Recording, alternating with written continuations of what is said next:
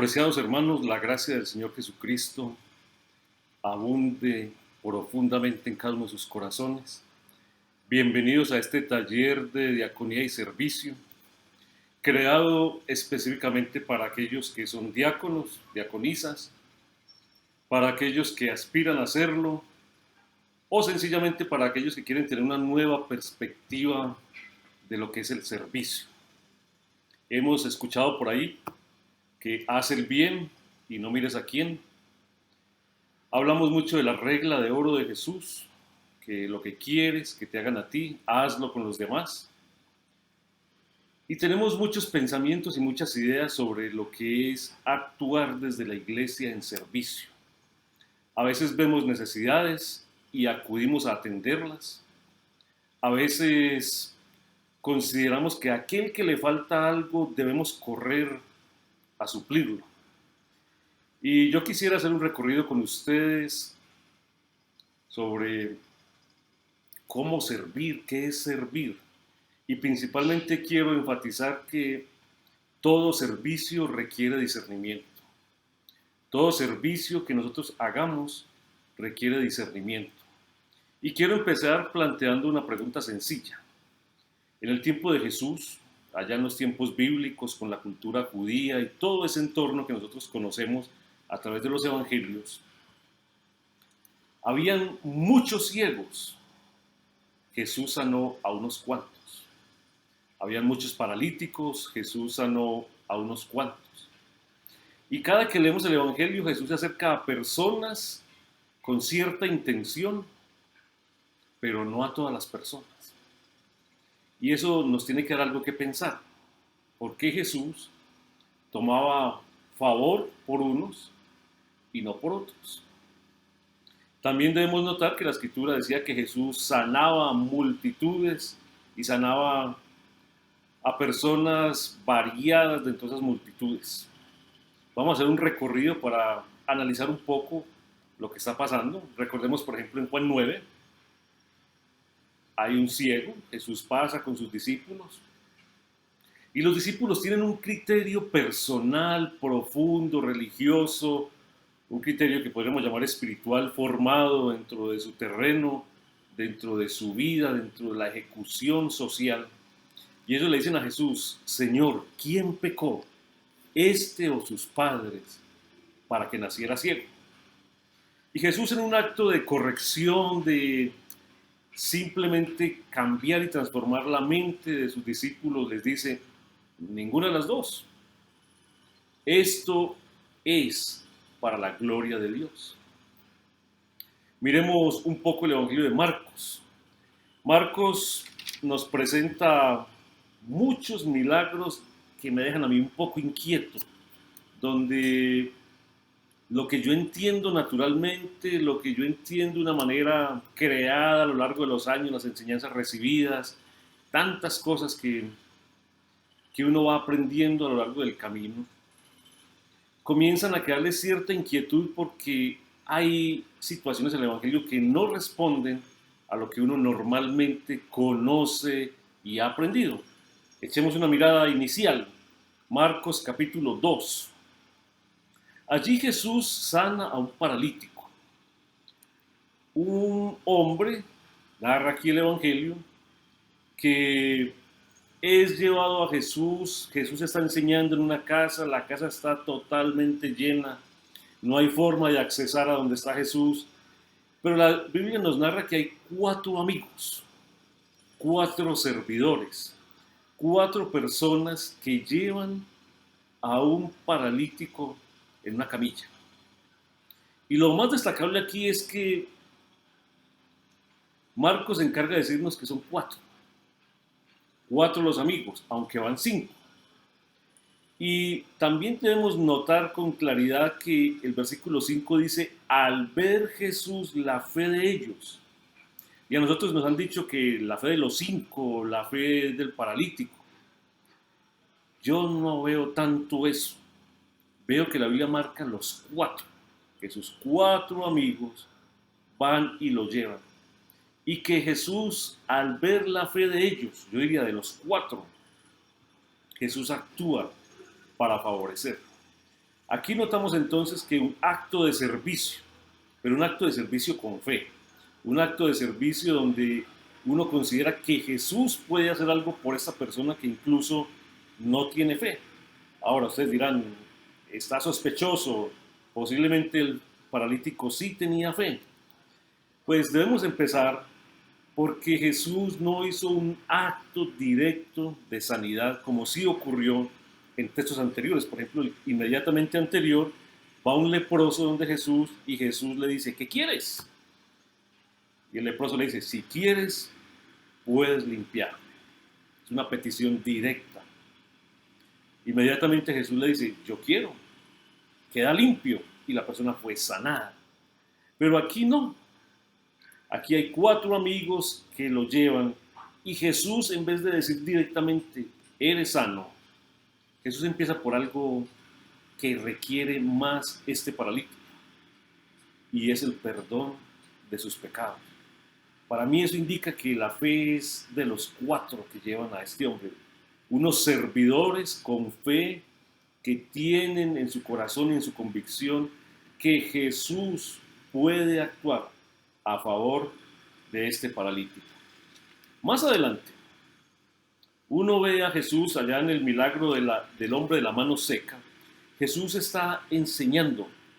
Jesús está en la sinagoga y parece que hay una lucha ahí entre Jesús y los sabios del momento, las personas que saben mucho, los intérpretes de la ley, los fariseos. Todos ellos andan por allí buscando cómo dialogar o cómo criticar a Jesús. En la sinagoga hay un hombre con la mano seca que está en un rincón. Y Jesús encuentra, usted mire el texto bien, Jesús encuentra como una discusión profunda teológica de lo que sí se puede hacer y lo que no se puede hacer. Y Jesús está allí un sábado charlando con ellos y como que Jesús mira un rincón y ve al hombre de la mano seca y le dice, estírala. Otra vez notamos que parece que este hombre, obviamente no existen los accidentes, pero parece que este hombre está fuera del contexto de la discusión y tiene su mano seca. Pero Jesús como que lo mira y lo trae de una vez para darle un poco más de enojo a los fariseos y lo sana. La Biblia no narra que este hombre que está allí tuviera fe. Y así vamos a mirar otros aspectos del Evangelio de Marcos. Vamos a dejar algo pendiente para el futuro, que si decimos todo ahora, pues no tiene sentido. Pero sí quiero ponerles una tareita. Y la tareita es revisar el Evangelio de Marcos en aquellos milagros donde parece que la persona no tiene fe, pero que quienes están alrededor, sus amigos, o la persona que lo lleva a la sinagoga, o la situación de dolor que está causándose allí, facilita que Jesús intervenga. Entonces, un primer aspecto es que no siempre aquel que recibe el favor tiene fe, pero los otros sí. Por eso oramos por las personas, porque creemos que aunque ellos no tienen fe, nosotros podemos ayudarles con nuestras oraciones y nuestra intervención. Y creo que parte del servicio en la iglesia es ese. No solo son mercados y situaciones concretas físicas, pues en situaciones de fe, de sanidad, de salud, lo que también hace que la persona reciba y sea servida. Quiero invitarlos, vamos a usar mucho la confesión de fe en este taller, y quiero invitarlos al punto 6.06, donde habla de las buenas obras, las obras que el creyente realiza por cuanto ya es creyente, las obras que realiza por cuanto Dios lo llamó a servir y a actuar. Todo creyente está llamado a servir. Hemos venido hablando mucho tiempo sobre la misión de cada creyente y que es posible, lo vimos en Hechos de los Apóstoles, que una persona tenga su ministerio independiente pero siga sirviendo a las mesas en la iglesia. En este punto 6.06 dice, los creyentes son salvos por gracia por medio de la fe. Todos nosotros recibimos la bondad de servir, de amar a los demás, por la gracia de Dios. Esto no es un invento, no es un buen corazón, no es que yo soy muy noble, no es que yo soy sensible, más bien hablamos de la gracia de Dios derramada en nuestras vidas porque un día escuchamos la palabra y tuvimos fe y fuimos convencidos para seguir al Señor. Lo cual produce el deseo de hacer las buenas obras. Esa fe produce en mí, esa gracia produce en mí el querer hacer buenas obras para las cuales Dios crea a las personas en Jesucristo. Es decir, una vez llamados por el Señor a ser parte de su cuerpo, de su iglesia, Él mismo tiene planes para que buenas obras se realicen en esta tierra y las va a hacer a través de nosotros, los que recibimos la gracia de Dios. 607. Las buenas obras se hacen como una respuesta de gratitud al don de la gracia de Dios. No es que seamos buenas personas o que tengamos mucho pesar y mucha lástima de otros, no. Somos así porque la gracia de Dios mora en nosotros y nosotros respondemos en gratitud. Dios me da y yo respondo en gratitud. El ejemplo que he puesto siempre, Dios nos regala 20 millones y Él nos pide 4 para actuar. Él da bastante a nuestras vidas y a la vez que da, nos pide que eso que da lo demos y lo otorguemos a otros. Por su gracia acepta las obras de los creyentes a pesar de sus muchas debilidades y motivaciones imperfectas. Para servir no hay que ser perfecto. Para servir no hay que ser maduro. Para servir simplemente debo tener la gracia de Dios depositada en mi corazón, sabiendo que soy débil, sabiendo que mis motivaciones muchas veces están cargadas de malas emociones, pero que al yo servir, también estoy siendo objeto de la construcción de Dios en mi vida. Es decir, si yo sirvo a otro y no me gusta mucho lo que Dios me está diciendo que haga, Dios también está trabajando en mí, Dios también está trabajando en mi debilidad, Dios también está trabajando en mi imperfección. Entonces, cuando sirvo a otros, no solamente es para el otro, tiene que ver conmigo, tiene que ver con la formación que Dios está realizando en mi corazón y en mi vida también. 608, y vamos a ir mirando a lo largo del tiempo, cada uno de ellos y la profundidad que requieren. Las buenas obras son el resultado y no el medio de la salvación. Una de las cosas que distingue a la iglesia protestante de la iglesia católica es esta. La iglesia católica hace obras para alcanzar la salvación. Nosotros los creyentes en Jesucristo, los protestantes, hacemos obras por cuanto ya somos salvos. ¿Y por qué las hacemos? Acabamos de leer en el texto anterior. Por gratitud a Dios dado que recibimos la gracia. El servicio a Dios es una respuesta a la gracia de Dios otorgada a nosotros. Y no es para buscar la salvación. No es para ganarnos puntos o favores en el cielo. No. Es simplemente una respuesta de gratitud por cuanto el Señor nos ha llamado a su servicio. Y viene el punto 609 para que ampliemos un poco el concepto de servicio, porque nosotros consideramos que el servicio solo son acciones, solo son cosas visibles, evidentes, mercados, ropa, bueno, todo lo que sea visible. Y nos va a llamar mucho la atención este punto 609. Dice así: las buenas obras incluyen no solo los actos de servicio, es decir, está incluido, pero es mucho más. Los actos de misericordia ejemplificados por Cristo y los cuales nosotros seguimos el modelo. Entonces, las buenas obras incluyen no solo los actos de servicio y misericordia ejemplificados por Cristo. No es que yo estoy moviendo el mundo con novedades. Simplemente estoy siguiendo el modelo de Cristo. Cristo fue el ejemplo de servicio y por eso estuvimos hablando ahora de los milagros que Él hizo a favor de la humanidad. Como Él es el modelo, entonces yo debo estudiarlo a Él para hacer como Él hizo, para parecerme a Él en esta tierra.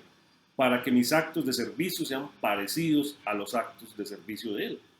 Sigue diciendo el texto, sino también las decisiones éticas y morales.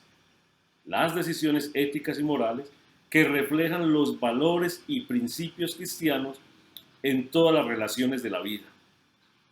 Aquí estamos hablando que toda decisión que yo tome por cuanto el Evangelio mora en mí, que mi vida ética, esos principios que hago o no hago, mi vida moral, los valores y las cosas que proyecto a otros, que no solamente son acciones, sino que son decisiones, también son obras que Dios observa. Es decir, cuando el Evangelio en mi corazón, en mi mente, se hace vida de tal manera que yo lo expreso al mundo, no solo dando a los demás, sino con mis decisiones. Es claro allí lo que dice. También las decisiones éticas. Toda decisión que usted toma como cristiano es por servicio a Dios. Y toda decisión que usted toma moral también, porque la Escritura ha llenado su corazón, es un acto de servicio también al Señor. Y estas decisiones reflejan los valores. ¿Cuáles valores? Los valores que nosotros leemos, estudiamos, aprendemos y vivimos del reino de los cielos. Ya no somos las mismas personas de antes. ¿Por qué? Porque el Evangelio ha llegado a nuestras vidas y nos permite enfrentar la vida de otra manera. Y los presbiterianos Cumberland creemos que esas acciones, esas decisiones éticas y morales que reflejan los valores del reino de Dios, también son obras de servicio. Todo lo que usted es y todo lo que usted mejore como cristiano, todo lo que usted deje que no es y añada el reino de Dios a su vida, eso es una obra buena, una obra al servicio de Dios. Entonces, por favor, ahí en las páginas 24 de la confesión que yo tengo aquí, dice las buenas obras e inmediatamente habla de la mayordomía cristiana. Les quiero pedir el favor de que lean ese punto también del 6.10 al 6.14. Y un elemento básico que nosotros vamos a mirar es que muchas de las acciones que hacemos en la iglesia las hacemos por cuanto diezmamos. Entonces es justo y es correcto que si usted como una persona que sirve no diezma, pues es justo que no use los diezmos de los otros para hacer las cosas. Si la persona que diezma lo hace con la fe en el Señor, ¿usted por qué va a usar el dinero que otro está dando si usted no tiene la misma fe? Ese punto lo vamos a aclarar más, pero no es bueno que usted sea oficial de la iglesia, como es ser diácono, y usted no diezme. No porque el diezmo haga algo especial, sino porque el diezmo refleja su fe en el Señor. Y usted va a usar dinero de diezmos y usted debe tener los mismos principios de aquel que diezma. Entonces, si usted no diezma, no quiere, no puede, no tome el lugar de diácono. Renuncie si está pasando eso. Y no espere que es que más adelantico lo voy a hacer, lo voy a intentar. No, renuncie, aprenda los valores y luego ya vuelve. Porque no se va a acabar mientras usted aprende esos principios. No se va a acabar el reino de Dios, no se va a acabar el servicio en la iglesia. Pero usted debe parar, adquirir esos valores de los que estamos hablando y seguir adelante. Para resumir un poco, vamos a mirar el Evangelio de Marcos en aquellos milagros que causan un poco de sinsabor y que le rompen a uno la cabeza porque no responden a lo que uno espera normalmente de un milagro de Jesús. Sin embargo, Él allí sirvió. Nuestra confesión de fe tiene ricas posiciones, ricas expresiones de lo que es el servicio, de lo que es ser para hacer, de lo que es tener los valores del reino. ¿Me puedo equivocar? Claro. ¿Puedo pecar? Claro que sí. Pero usted no va a morir ahí. Usted no tiene que ser perfecto para servir, pero sí tiene que estar en los procesos de aprendizaje en Cristo para avanzar al servicio. Otro punto muy interesante es que para servir hay que discernir. No es ver algo y actuar. Usted está llamado como cristiana, como cristiano, a ir al Señor, orar, pedir, rogar que el Señor le dé claridad para servir. Hemos dicho muchas veces y lo sostenemos. Muchas de las acciones de Dios tienen que ver con la disciplina a personas. Y cuando esta persona está en disciplina y carece de algo, y usted va y se lo lleva, se está rompiendo la disciplina de Dios. No está permitiendo que el hermano o la hermana aprenda lo que Dios quiere que debe aprender. Y nosotros simplemente por un acto de caridad estamos violentando un aprendizaje que Dios está realizando a personas. Se requiere entonces discernimiento. Quiero invitarles, hermanos, entonces a leer el Evangelio de Marcos, específicamente en esos milagros que no están tan claros que la fe de la persona fue la que actuó, la fe de la persona fue la que motivó a Jesús. Y también invitarles a tener la confesión de fe a la mano para que vayamos revisando ciertos conceptos que se manejan allí. Que la gracia del Señor esté con ustedes y la próxima semana arrancamos ya con formalidad este taller. Recuerden, son 3. Usted se inscribe en cualquiera de los 3 y lo sigue. Dios los acompañe, hermanos.